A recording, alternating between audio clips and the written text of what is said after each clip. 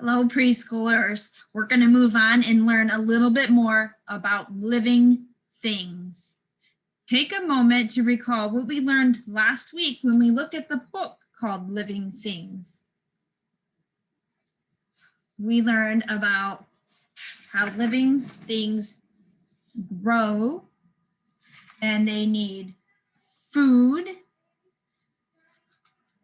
and sometimes they change as they grow, and sometimes they don't change, they only get bigger as they grow. We learned lots of things. I have a new book to share you, and the book that I'm going to share with you is also an informational book like this one was, where it has real pictures and it's teaching us facts, which is different than the bubblegum book that we read, which was for fun. We learned how they got out of the sticky icky bubblegum, but we didn't learn any facts from this book, any information. This one, we're getting information, learning lots of new things. And so we're going to read another informational or nonfiction book that's going to teach us some real things and have real pictures in it. Now this is from Epic, so make sure if you don't have an Epic account, this is something parents can get. I've also shared this with many students as well. So if you need another Epic code or you're not sure what it is, make sure you ask me and we can get you hooked up with some their books online that you can go through. All right, so this is our online book from Epic. Now the title is actually over here. There's no cover because this is on the computer. So our title is, What Do Living Things Need? So we're going to learn a lot more information. So we learned living things, kind of what they are, that they grow and they eat. What else do they need? You may already know some of these things we're going to learn out of this book, but you might learn something new. All right, the author to this book is Elizabeth Austin. Now remember, this book does not have an illustrator because it has pictures that were taken, not pictures that were drew in like this one. So these pictures have an illustrator because somebody drew them. These pictures were taken, and the pictures in this book were also taken with a camera. All right, so what do living things need? Living things need light. So if you look closely in this picture here, you can see there's some little teeny tiny fish here in the background. Looks like this is in water, some kind of plant in water. But then you can see the sunlight right through the middle here.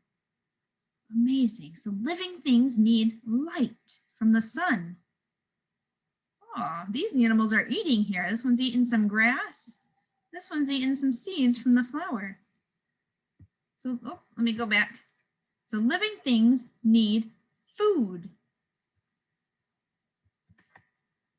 Living things need water. You can see this raccoon here lapping up the water with his tongue. You see these flowers over here growing right up out of the water. But living things also need air to breathe. So you see these dolphins, they typically live in the water, but they've got to come up into the air to breathe. Now, when we breathe, we take in a big breath. That's air entering our lungs, and when we breathe out, the air is coming out of our lungs. We can't see the air, but we breathe it in and out. So living things need air. Living things also need space. We need space to grow and move. This little girl is running around this field, but you also see the tall grass growing in its own space. You can see these tall trees in the background. Whoops. You can see the tall trees in the background. They're in their own space. They need space. Living things also need homes. Now, animals' homes might look different than our homes. And sometimes animals or pets can live in our homes. But these animals, you see the birds, have made their home in a tree. And these prairie dogs have made their home in a little hole or a den in the ground. Wow. So all living things need a home. Living things also need protection. What is protection? Well, if you look at this porcupine here has these sharp quills or spines sticking out of its back. Now, if another animal were to come up to this porcupine and try to attack it or to eat it, those quills will protect it, keep it safe from the other animal. I wouldn't want to try to bite something with sharp pointy quills.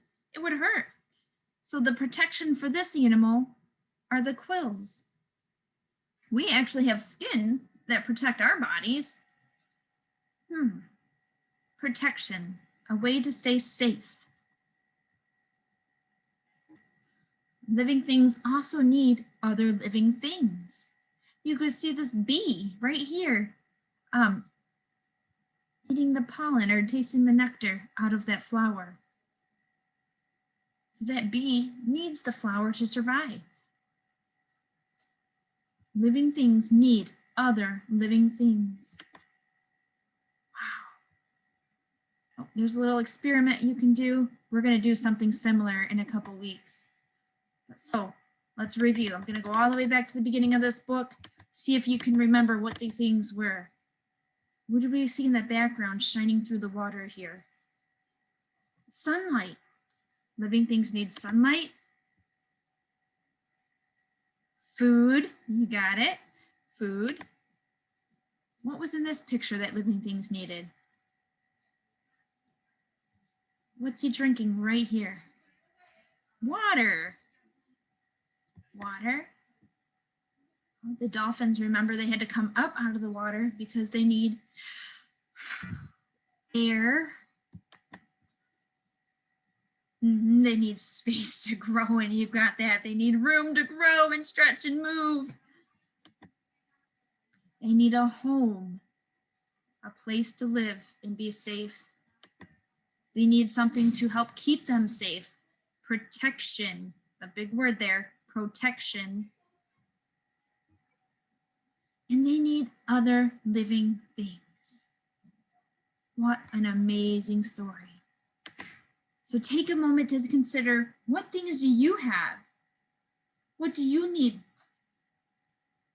You need all of those things too. And usually for us, our homes are our protection. Our skin actually can protect us too from lots of things. We have protection. Living things all have protection. We also need sunlight. So any chance you get, it's great to be able to go outside and play in that sunlight. Make sure you drink plenty of water. I have my water right here. I drink every day. Well, thank you for joining me today. Take a look around and see the different things that you need to survive. Thank you. Goodbye.